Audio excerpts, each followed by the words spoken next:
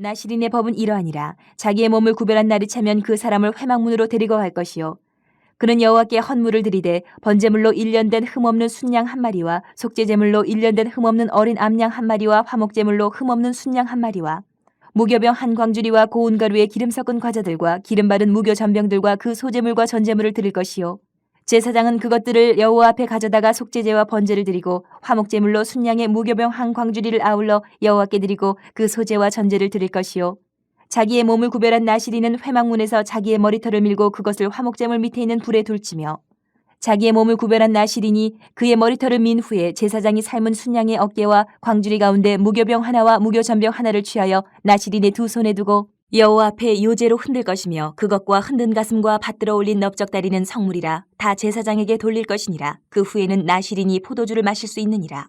이는 곧 서원한 나시린이 자기의 몸을 구별한 일로 말미암아 여호와께 헌물을 드림과 행할 법이며 이외에도 힘이 미치는 대로 하려니와 그거 서원한 대로 자기의 몸을 구별하는 법을 따라 할 것이니라. 여호와께서 모세에게 말씀하여 이르시되 아론과 그의 아들들에게 말하여 이르기를 너희는 이스라엘 자손을 위하여 이렇게 축복하여 이르되 여호와는 내게 복을 주시고 너를 지키시기를 원하며 여호와는 그의 얼굴을 내게 비추사 은혜 베푸시기를 원하며 여호와는 그 얼굴을 내게로 향하여 드사 평강 주시기를 원하노라 할지니라 하라.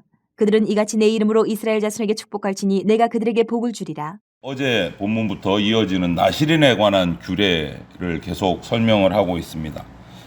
어제 말씀은 나시린으로 서원하기 위해서 준비하고 또 나시린의 삶을 어떻게 살아가야 하는가를 어제 본문에서 규례를 말씀해 주셨고, 오늘은 이제 정한 나시린의 서원의 기한을 다 채우고 이제 마칠 때 서원을 마치는 그 과정들을 설명을 하고 있습니다. 이 서원이라는 것, 특히 어제 오늘 본문에 나오는 나시린에 관한 서원이라는 것은 헌신과 감사예요. 자원에서 드리는. 그럼에도 하나님께 자신의 그 헌신한 의나 이런 것들을 자랑하면 안 되고 겸손해야 된다.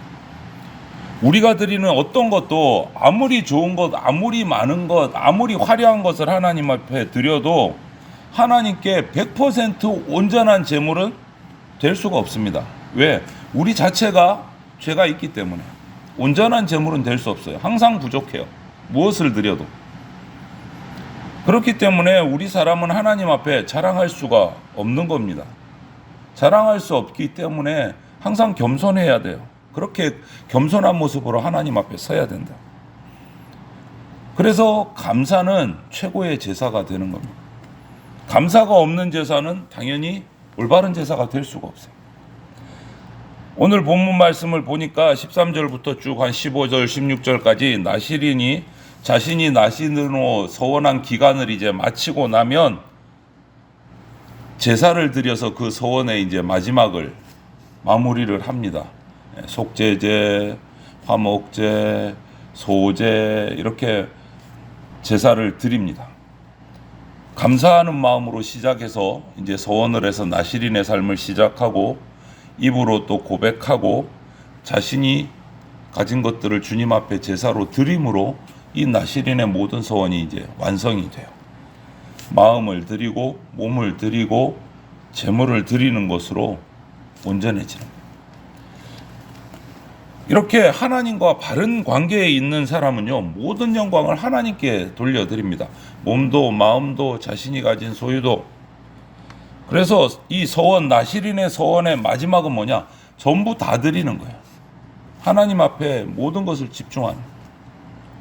그리고 자신이 드렸던 그 서원의 기간이 각자 다르겠지만 쉽지 않아요. 어제 본문을 보면 여러 가지 절제해야 되고 제약 조건들이 있고 거룩한 생활을 유지하기 위해서 쉽지 않은 생활을 해야 되는데 그 모든 고난이 자랑이 돼서는 안 된다. 수십 년 새벽 기도 나 한 번도 안 빠졌다. 40일 금식 기도를 뭐 몇 번이나 했다. 이것이 자랑이 되는 순간 그 헌신은 무의미해져요. 무의미해져요. 고난과 헌신은 자칫 우리 가운데 내 신앙, 이력, 자랑거리가 돼서 교만의 요소가 될 수 있기 때문에 너무너무 조심해야 되는 거예요. 너무너무 조심해야 돼요. 그렇기 때문에 오늘 본문의 18절을 보면 나시린의 그 요건 중에 하나가 머리를 치장하지 못해요. 그냥 길러야 돼요. 그런데 이제 나실인 서원이 끝나고 나면 그 머리를 이제 다시 자릅니다. 정상적인 삶으로 회복하기 위해서 머리를 잘라서 그 자른 머리털을 어떻게 합니까? 화목제물 밑에 그 불 가운데, 제물을 태우는 불 가운데 밀어넣어서 태워서 완전히 태워버려요. 흔적을 없애는 거예요. 내가 하나님 앞에 이 정도로 헌신했어. 이거를 아예 태워서 없애버리는 거예요. 흔적을. 화목제물 그 불에 넣어서 태워버려요. 나시린으로 그 자랐던 머리카락을. 오직 하나님께만 영광 돌려드리는 거예요. 흔적을 없애는 거예요. 그리고 하나님은 이렇게 헌신한 당신의 백성들에게 축복하십니다. 축복은 세상을 변화시키는 힘이에요. 그 축복은 하나님의 명령이에요. 오늘 23절을 보십시오. 하나님께서 아론과 그 아들들 제사장들에게 명령을 하세요. 이스라엘 자손을 위해서 이렇게 축복하라 명령을 하세요. 축복하라고.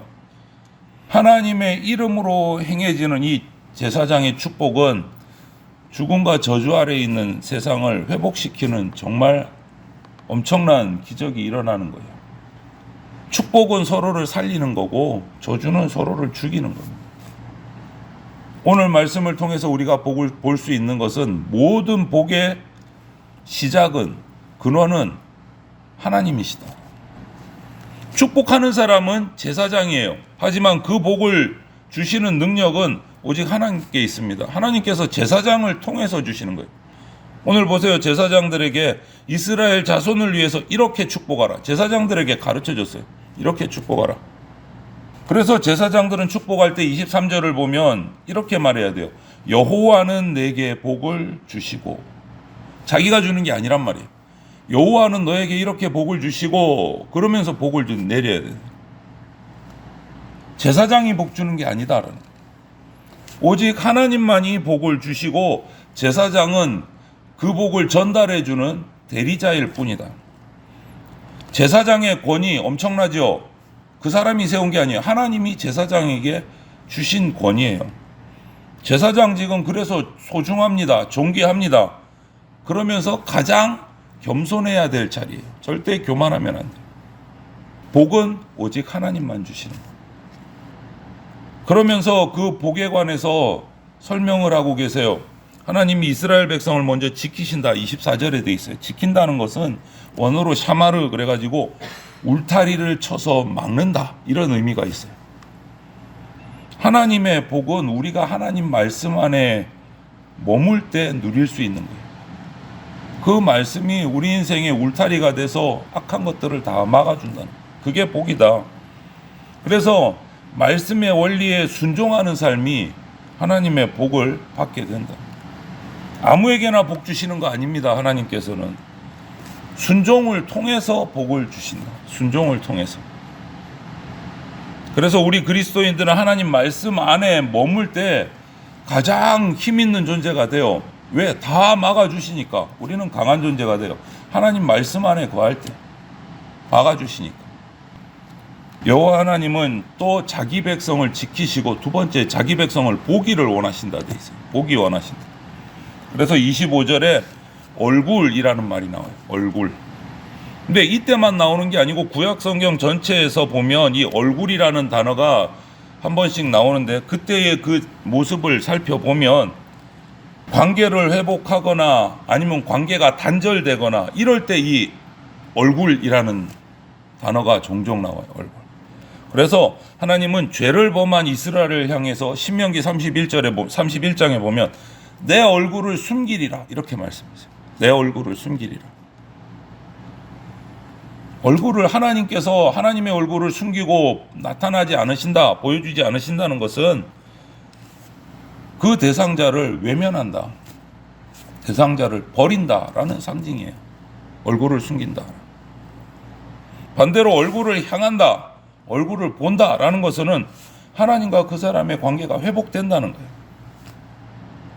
그래서 얼굴을 들어서 바라본다. 이거는 사랑을 표현하는 거예요. 내가 너 보고 싶어 이 말이에요.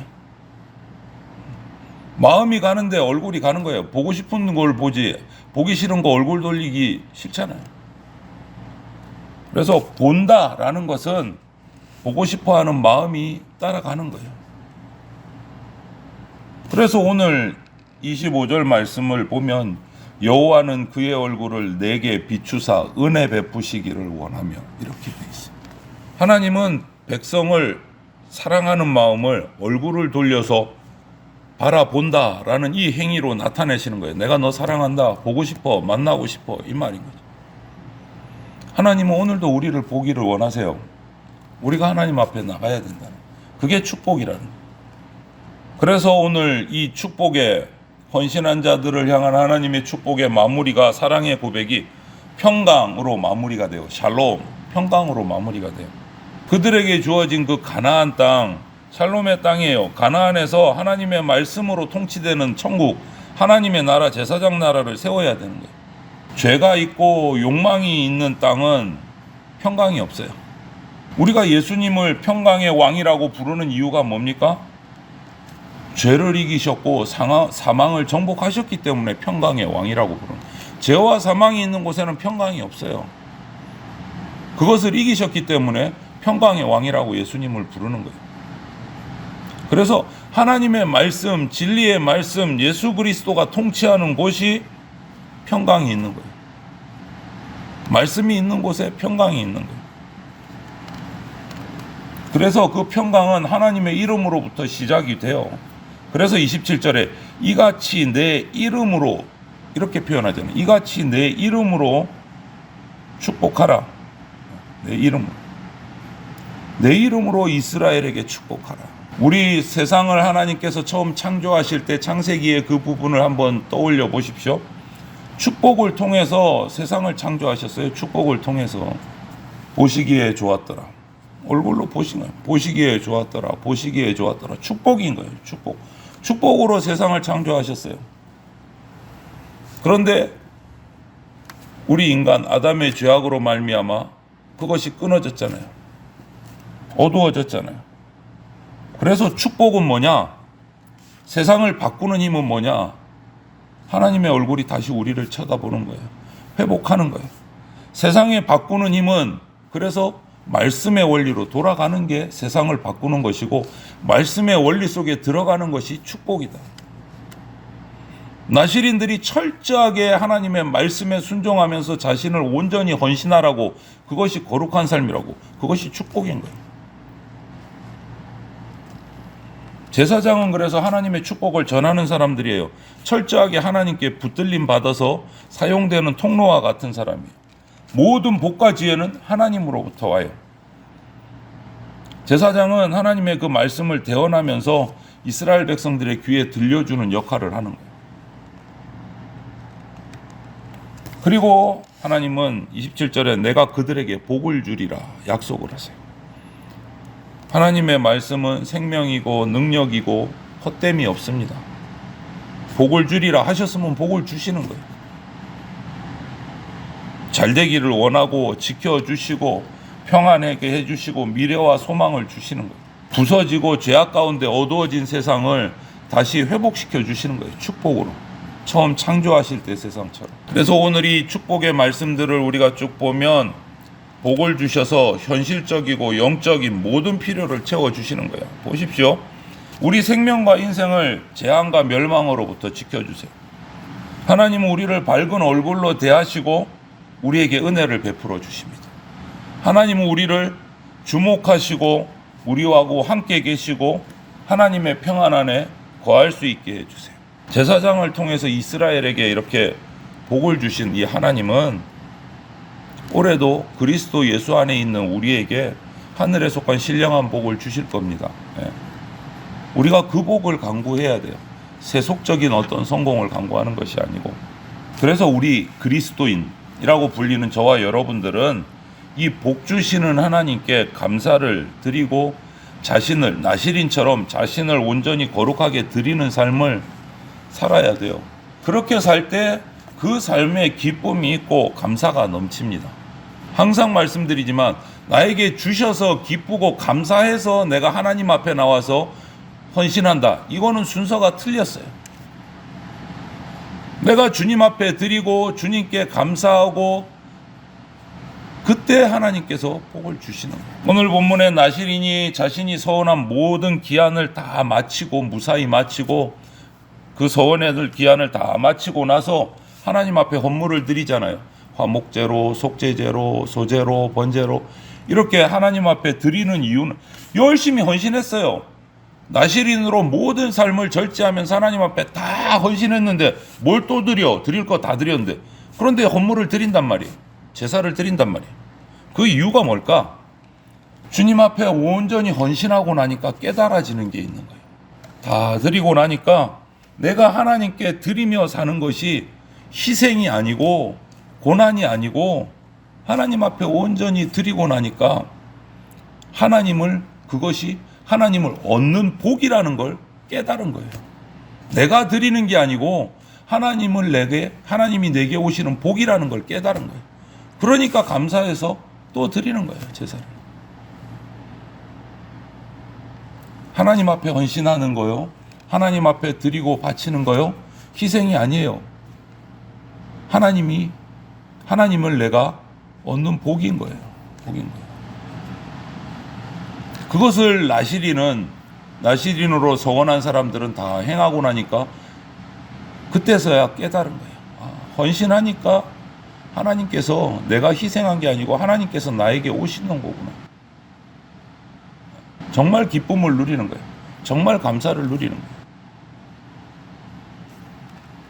이렇게 오늘 본문 말씀, 어제부터 이어지는 나시린의 이 서원의 모든 말씀들과 규례들, 그리고 마무리하는 이 제사의 모습들을 보면서 우리에게 복 주시는 하나님의 그 약속을 믿고 우리의 삶을 우리가 드리기를 결단해야 합니다. 나를 드리는 것이 곧 하나님을 나에게 모시는 것이다 라는 것을 우리가 기억하고, 희생도 고난도 아니고 오히려 하나님께서 나에게 오시는 것이다 라는 것을 기억하고, 오늘도 내일도 온전하게 주님 앞에 거룩한 삶으로 드리는 그러한 그리스도인의 삶이 우리의 삶이 되기를 주님의 이름으로 축원을 드립니다. 아멘.